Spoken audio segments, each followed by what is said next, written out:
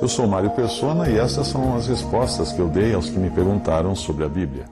Você pergunta o que eu acho da Seishonoye. Eu geralmente analiso religiões e filosofias sem ter me envolvido com elas, mas baseando-me apenas nos seus ensinamentos, nas suas doutrinas ou nas suas práticas.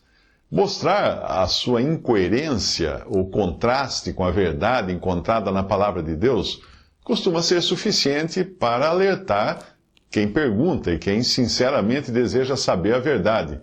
Mas no caso da Seishonoye, eu estive pessoalmente envolvido com essa religião ou filosofia ou seita e estive pessoalmente enganado também por seus pregadores.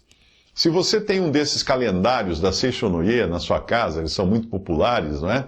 Entenda que isso é isca do diabo para fisgar incautos com palavras bonitas, como eu fui fisgado. E fiquei 3 anos nessa seita, tinha até uma carteirinha de membro, e eu viajava de Santos, onde eu estudava, a São Paulo, só para assistir às pregações dos seus preletores, porque em Santos ainda não tinha um local onde isso fosse constante. Eu me lembro do irmão que me pregou o evangelho para mim na faculdade, contando, anos depois, que a sua mãe havia recorrido a Seishonoye na tentativa de ser curada de um câncer.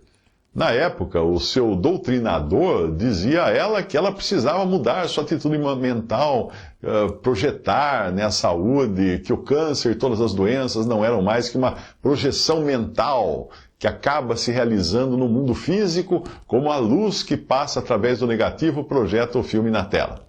Bom, ela morreu e algum tempo depois o seu doutrinador também morreu de câncer.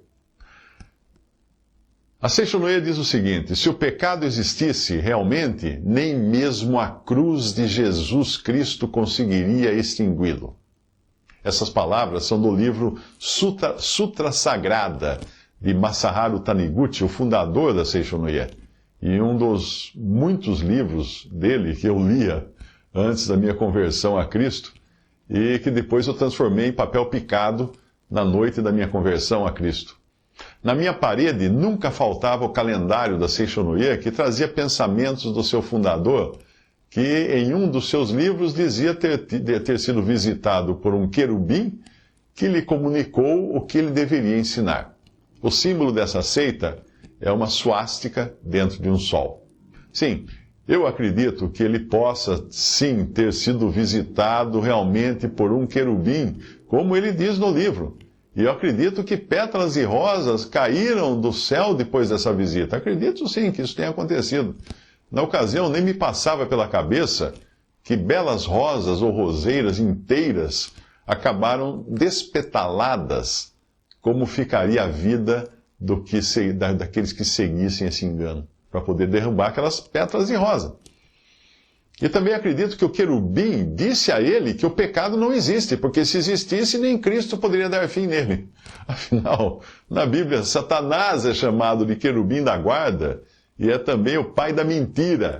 Quem melhor que um querubim desses para fazer essa visita a Masaharu Taniguchi e fazê-lo acreditar em tamanha mentira, contradizendo toda a palavra de Deus enquanto fazia chover pétalas sobre ele? Mas o Senhor Deus, na sua palavra, escrita por intermédio de seus apóstolos e profetas, exatamente o oposto do que dizia esse falso profeta Masaharu Taniguchi, que se não tiver se convertido a Cristo, está neste momento em trevas, aguardando receber a sentença de uma eternidade de sofrimentos no lago de fogo. A palavra de Deus diz o seguinte: maravilho-me de que tão depressa passasseis daquele que vos chamou à graça de Cristo para outro evangelho, o qual não é outro, mas há alguns que vos inquietam e querem transtornar o evangelho de Cristo. Mas ainda que nós mesmos, ou um anjo do céu, vos anuncie outro evangelho, além do que já vos tenho anunciado, seja anátema, ou amaldiçoado. Isso está em Gálatas 1, de 6 a 8. No Antigo Testamento nós lemos: tu eras querubim da guarda, ungido, te estabeleci, permanecias no monte santo de Deus, no brilho das pedras andavas, perfeito eras nos teus caminhos desde o dia em que foste criado, até que se achou iniquidade em ti. Ezequiel 28, de 14 a 15. Uma outra passagem diz: qual a razão porque não compreendeis a minha linguagem? E a razão é porque sois incapazes de ouvir a minha palavra. Vós sois do diabo, que é o vosso pai, e quereis satisfazer-lhe os desejos. Ele foi homicida desde o princípio e jamais se firmou na verdade, porque nele não há verdade.